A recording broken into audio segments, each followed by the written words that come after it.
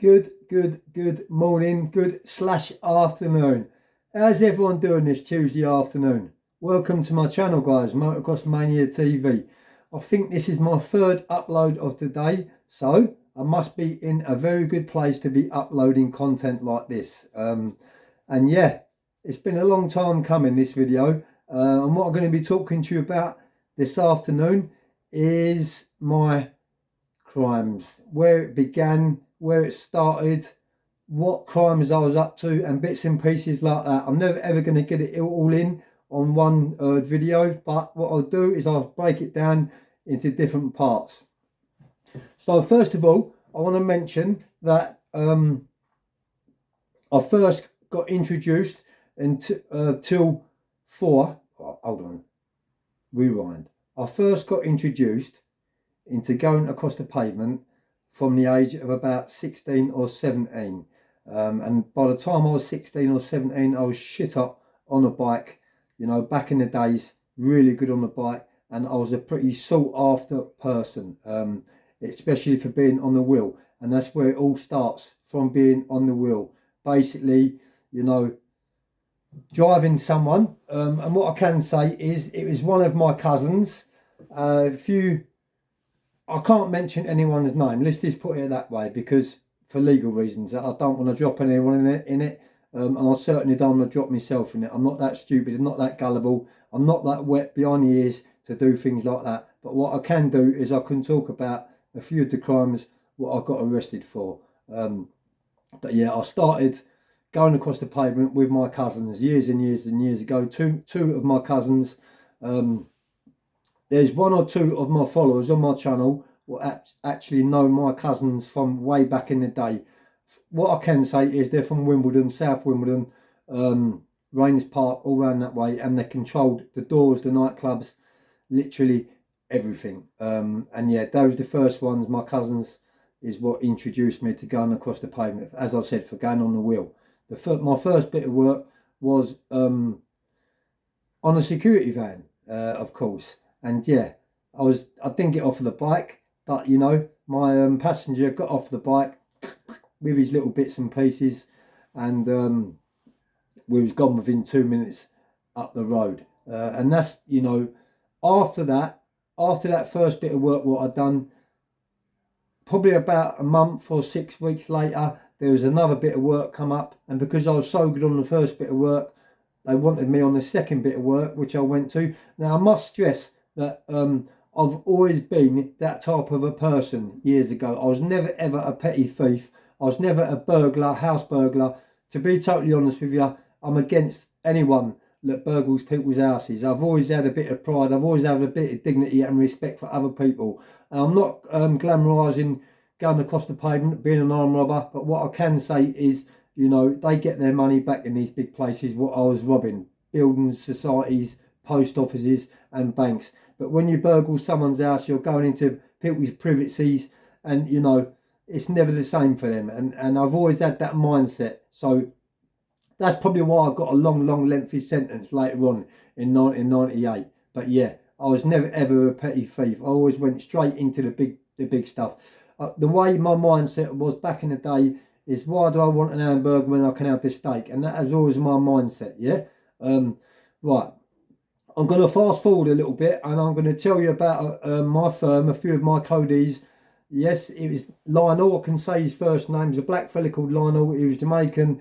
He's from southwest London, and he was the head of my firm. He was from my estate. By the way, my mum and dad bought their house. We wasn't on a council estate, but we lived opposite a council estate. And his mum and dad bought his house. He was a few years older than me. By the time I started getting into the firm, he was a few years older than me. Did he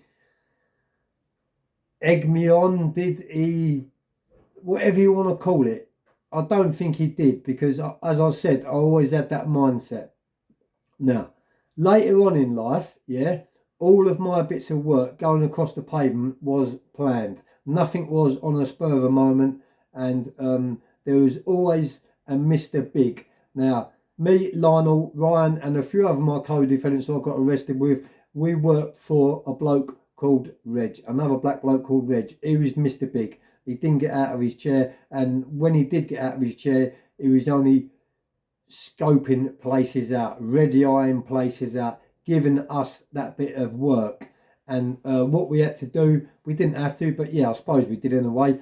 We had to go back when we'd finished a bit of work and give him a few quid for planning that bit of work, for ready-eyeing that bit of work, you know, and like that. And that was always the best way for us, because at the end of the day, you know, when you do things rational at a spur of a moment, you know, 9 times out of 10, you're going to get arrested. So we had the places under ready eye, you know.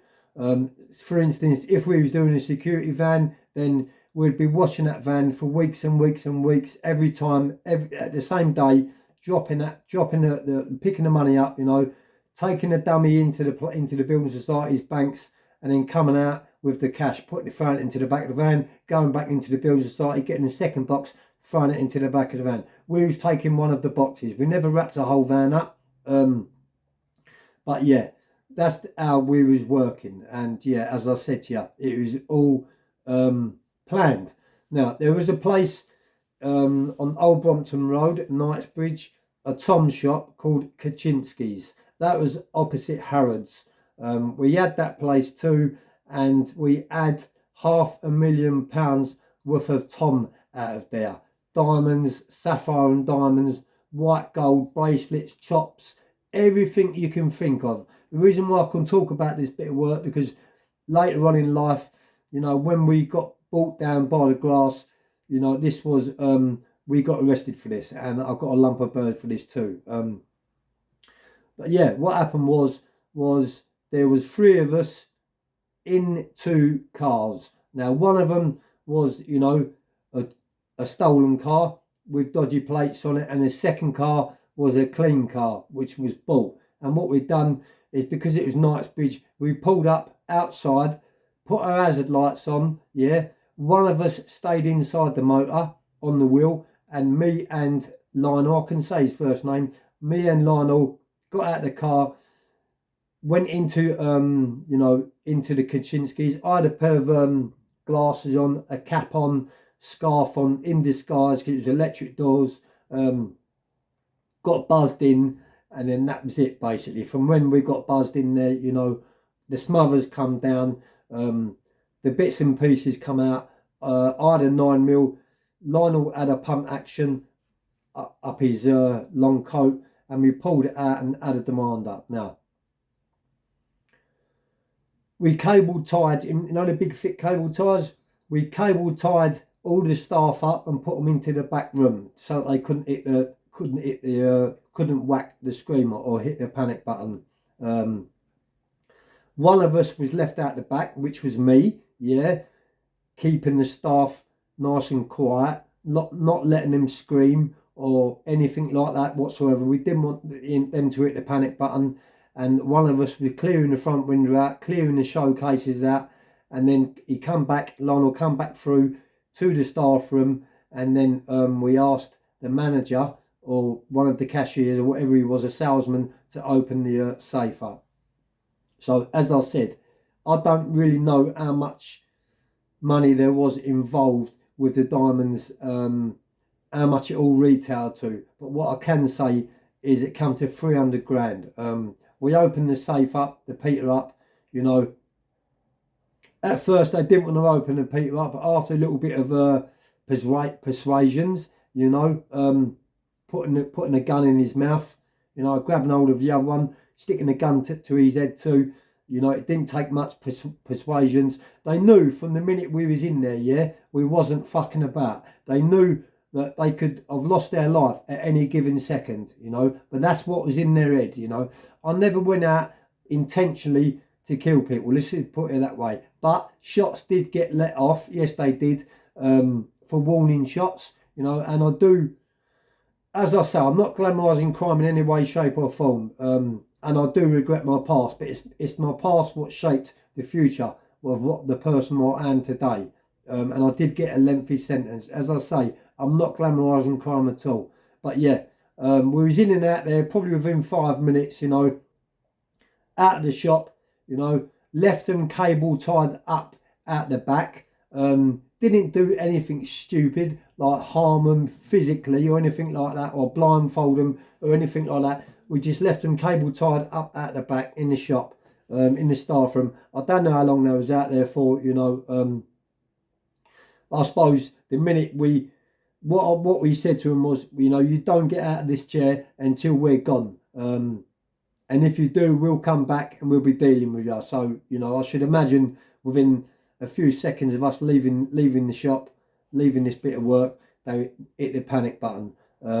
We jumped into the motor outside on Old Brompton Road, opposite Harrods, Knightsbridge, and we was gone. Now, as we was tearing up the road, yeah, we did hear the sirens coming. So we knew it was only a matter of time before, you know, it come on top, or they had our reg, and it come on top for us. So we quickly spun the car round the back of Fulham, Fulham Palace Road, got onto the Wells End estate, you know, set the car alight. Now I'm not glamorising this, and I'm not proud of my past, but I'm just telling you what my mindset was like back in the day. Yeah, I didn't care if I lived or I died at this time, because by the time I'd got into the nitty gritty of the armed robberies, I lost my mum, you know, I'd lost my dad, and although I've got a very big family network of support, you know, I thought